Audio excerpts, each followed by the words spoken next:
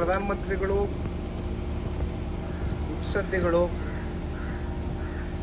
ಅವರ ಆರೋಗ್ಯದಲ್ಲಿ ಇತ್ತೀಚಿನ ದಿನಗಳಲ್ಲಿ ಸಣ್ಣ ಪುಟ್ಟ ಏರುಪೇರುಗಳು ಕಂಡಂಥ ಸಂದರ್ಭದಲ್ಲಿ ರಾಜ್ಯದ ಜನತೆಯಲ್ಲಿ, ಪಕ್ಷದ ಕಾರ್ಯಕರ್ತರಲ್ಲಿ, ಅವರ ಅಭಿಮಾನಿಗಳಲ್ಲಿ ಸಾಕಷ್ಟು ಆತಂಕ ಉಂಟಾಗಿರ್ತಕ್ಕಂಥದ್ದು ನಾವು ನೋಡಿದ್ದೇವೆ.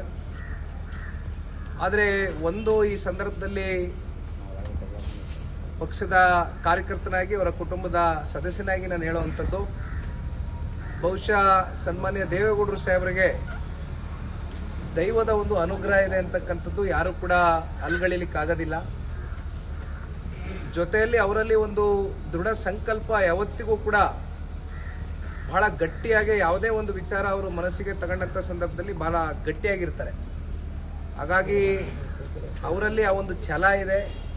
ಇಲ್ಲ, ನಾನು ಎಂಥ ಸಮಸ್ಯೆನೂ ಕೂಡ ಎದುರಿಸಿ ಗೆದ್ದು ಬರ್ತೀನಿ ಅಂತಕ್ಕಂಥದ್ದು ಅವರಲ್ಲಿ ಇರ್ತಕ್ಕಂಥ ಒಂದು ಆತ್ಮವಿಶ್ವಾಸ ಬಹುಶಃ ಇತ್ತೀಚಿನ ದಿನಗಳಲ್ಲಿ ಕಳೆದ ಒಂದು ವಾರದ ಹಿಂದೆ ಆರೋಗ್ಯದಲ್ಲಿ ಸಮಸ್ಯೆ ಆದಂಥ ಸಂದರ್ಭದಲ್ಲಿ ಬಹಳಷ್ಟು ಜನ ನಾನಾ ರೀತಿ ಇವತ್ತು ರಾಜ್ಯದಲ್ಲಿ ಚರ್ಚೆಗಳಾಯಿತು.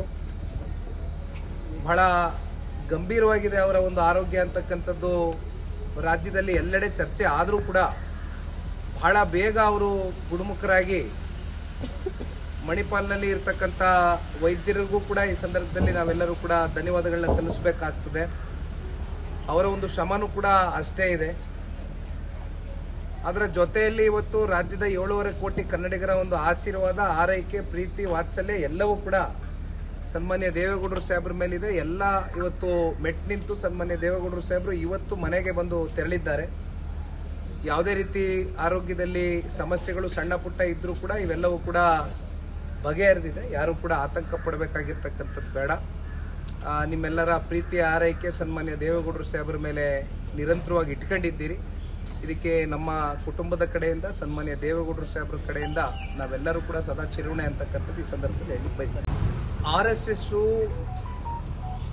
ನಮ್ಮ ಭಾರತ ದೇಶದಲ್ಲಿ ಒಂದು ಸಮಾಜವನ್ನ ಒಂದು ಒಳ್ಳೆಯ ದಿಕ್ಕಿಗೆ ತಗೊಂಡು ಹೋಗ್ತಕ್ಕಂಥದ್ದಕ್ಕೆ ಸಾಕಷ್ಟು ಒಳ್ಳೆಯ ಕೆಲಸ ಕಾರ್ಯಗಳು RSS ಮೂಲಕ ಇಲ್ಲಿವರೆಗೂ ಆಗ್ತಾ ಬಂದಿದೆ. 100 ವರ್ಷವೂ ಕೂಡ ಈಗಾಗಲೇ ಪೂರೈಸಿರ್ತಕ್ಕಂಥದ್ದು ಎಲ್ರಿಗೂ ತಿಳಿದಿರ್ತಕ್ಕಂಥ ವಿಚಾರ. ಸುಮ್ಮನೆ ಇದನ್ನ ರಾಜಕೀಯವಾಗಿ ಮಾತನಾಡಬೇಕು, ರಾಜಕೀಯವಾಗಿ ಹೇಳಿಕೆಯನ್ನ ಕೊಡಬೇಕು ಅಂತಕ್ಕಂಥದ್ದನ್ನ ಬಿಟ್ಟು ಬೇರೆ ಇನ್ನೂ ನಾನಾ ವಿಚಾರಗಳಿದೆ. ಇದ್ರ ಬಗ್ಗೆ ಚರ್ಚೆ ಮಾಡ್ತಕ್ಕಂಥದ್ದಕ್ಕೆ ಇವತ್ತು ಬಹುಶಃ ತಾವು ಮುಂದೆ ಕೇಳ್ತೀರಿ ಪ್ರಶ್ನೆನ. ನಾನು ಈಗ ತಾನೇ ಗಾಡಿನಲ್ಲಿ ಬರ್ತಾ ನೋಡ್ಕೊಂಡ್ ಬಂದೆ. RV ದೇಶಪಾಂಡೆ ಅವರು ಕಾಂಗ್ರೆಸ್ನ ಹಿರಿಯ ಮುಖಂಡರು ಇವತ್ತು ಕಾಂಗ್ರೆಸ್ನ ಗ್ಯಾರಂಟಿಗಳ ಬಗ್ಗೆ ಚರ್ಚೆನ ಮಾಡಿದ್ದಾರೆ, ಅಪಸ್ವರವನ್ನ ಎತ್ತಿದ್ದಾರೆ. ಅವರು ಹೇಳಿರ್ತಕ್ಕಂಥದ್ರಲ್ಲಿ ತಪ್ಪೇನಿಲ್ಲ. ಬಹುಶಃ ಅವರು ಇವತ್ತು ಯಾವ ರೀತಿ ರಾಜ್ಯ ಸರ್ಕಾರ ನಡೀತಾ ಇದೆ ಅಂತಕ್ಕಂಥದ್ರ ಬಗ್ಗೆ ಒಂದು ವಾಸ್ತವಾಂಶವನ್ನ ಇವತ್ತು ರಾಜ್ಯದ ಜನತೆ ಮುಂದೆ ಇಟ್ಟಿದ್ದಾರೆ.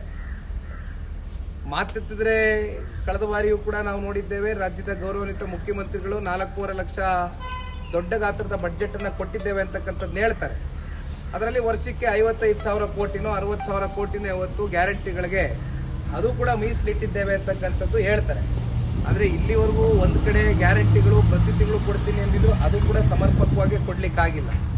ಮತ್ತೊಂದು ಕಡೆ ಅಭಿವೃದ್ಧಿ ಅಂತಕ್ಕಂಥದ್ದು ಬಹುಶಃ ಸಂಪೂರ್ಣವಾಗಿ ಶೂನ್ಯ ಆಗಿದೆ. ಅಭಿವೃದ್ಧಿ ಅಂತಕ್ಕಂಥದ್ದು ಕುಂಠಿತಗೊಂಡಿದೆ ಅಂತಕ್ಕಂಥದ್ರ ಬಗ್ಗೆ RV ದೇಶಪಾಂಡೆ ಅವರು ಅವರ ಹೇಳಿಕೆ ಮೂಲಕ ಮತ್ತೆ ಪುನರುಚ್ಚರಿಸಿದ್ದಾರೆ. ಅಂದ್ರೆ ಸರ್ಕಾರದಲ್ಲಿ ಆಡಳಿತ ಪಕ್ಷದಲ್ಲಿ ಇರ್ತಕ್ಕಂಥ ಅನುಭವಿಗಳು ಮಾತನಾಡ್ತಾ ಇರ್ತಕ್ಕಂಥದ್ದು. ಅವರೇನು ಹಿರಿಯ ಮುಖಂಡರು, ಅವರೇನು ನಿನ್ನೆ ಮೊನ್ನೆ ಬಂದು ಶಾಸಕರಾಗಿರ್ತಕ್ಕಂಥವ್ರಲ್ಲ. ಅವರು ಆ ರೀತಿ ಹೇಳ್ತಾರೆ ಅಂತಕ್ಕಂಥದ್ದಾದ್ರೆ ಸರ್ಕಾರ ಯಾವ ಪರಿಸ್ಥಿತಿಯಲ್ಲಿ ಆಡಳಿತವನ್ನ ನಮ್ಮ ಕರ್ನಾಟಕ ರಾಜ್ಯದಲ್ಲಿ ನಡೆಸ್ತಾ ಇದ್ದಾರೆ ಅಂತಕ್ಕಂಥದ್ದು ಬಹುಶಃ ಅವ್ರ ಹೇಳಿಕೆ ಮೂಲಕ ನಾವೆಲ್ಲರೂ ಕೂಡ ತಿಳ್ಕೊಳ್ಬೇಕಾಗ್ತದೆ. ನಿನ್ನೆ ಶಾಸಕ ಮುದ್ದತ್ನವರು ಒಂದು ಆರೋಪವನ್ನು ಮಾಡಿದ್ದಾರೆ DK ಶಿವಕುಮಾರ್ ಅವರ ಮೇಲೆ. ಕುಮಾರಸ್ವಾಮಿ ಅವರ ಆರೋಗ್ಯ ಹಾಳಾಗ್ಲಿಕ್ಕೆ ಮಾಟ ಮಂತ್ರವನ್ನ ಮಾಡಿಸಿದ್ದಾರೆ ಅಂತ ಹೇಳಿ. ನೋಡಿ ಅಣ್ಣ, ನಾನು ಇದು ಯಾವ್ದ್ರಲ್ಲೂ ಕೂಡ ನಂಬಿಕೆ ಇಟ್ಕೊಳ್ಳೋದಿಲ್ಲ. ನಮಗೆ ಗೊತ್ತಿರ್ತಕ್ಕಂಥದ್ದು ಒಂದೇ, ಕಾಯಕವೇ ಕೈಲಾಸ. ಅದರಲ್ಲೂ ನಾನು ನಂಬಿಕೆ ಇಟ್ಕೊಂಡಿರ್ತಕ್ಕಂಥದ್ದು. ಜೊತೆಯಲ್ಲಿ ನಾವೆಲ್ಲ ಶಿವನ ಆರಾಧಕರು. ಶಿವನ ಮೇಲೆ ಒಂದು ಭಕ್ತಿಪೂರ್ವಕವಾಗಿ ಒಂದು ಪೂಜೆ ಮಾಡ್ತೀವಿ ಬೆಳಗ್ಗೆ ಮನೆಯಿಂದ ಹೋಗಬೇಕಾದ್ರೆ. ಅದಷ್ಟು ಬಿಟ್ರೆ ನಮಗೆ ಇದು ಅವ್ರು ಹೇಳಿರ್ತಕ್ಕಂಥ ಹೇಳಿಕೆ ನನಗೆ ಗೊತ್ತಿಲ್ಲ, ಅವ್ರನ್ನೇ ನೀವು ಕೇಳಬೇಕಾಗ್ತದೆ. ಬಟ್ ಒಂದು, ನಾವೆಲ್ಲರೂ ಕೂಡ ಕರ್ಮ ಅಂತಕ್ಕಂಥದ್ದನ್ನ ನಂಬ್ಕೊಳ್ಬೇಕಾಗ್ತದೆ.